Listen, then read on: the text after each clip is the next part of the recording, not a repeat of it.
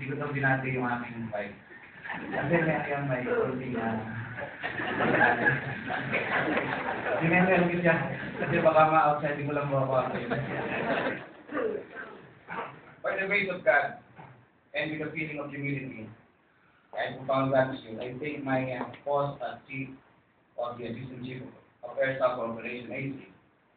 Though it's not my first time to be assigned here in ESPA, I still feel the excitement knowing that I will again be working with people I already know, as evidenced by the familiar faces I see today, whom I'm sure will make my stay here happy and memorable.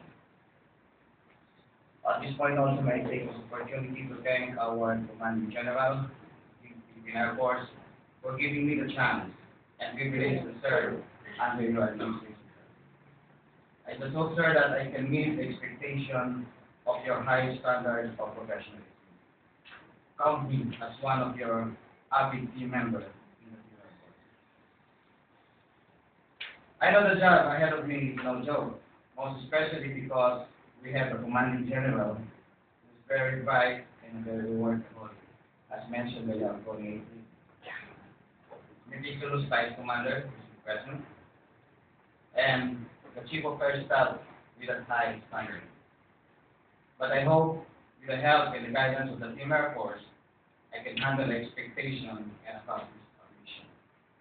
I know this is not a promise, but a goal is expected of me. I'm not new to this job, for I've been assigned in A3 during the time of the former General Reyes, General Emilio, and the famous General Corazon, in another capacity as DVP of A3. And the dreams of the job always excites me because there were so many sleepless nights, pull-outs, debates.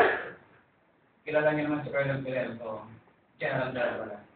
So debates, discussions, seminars in and out of Manila, parades, visitors, sports, you name it, and you can have it. That's A3.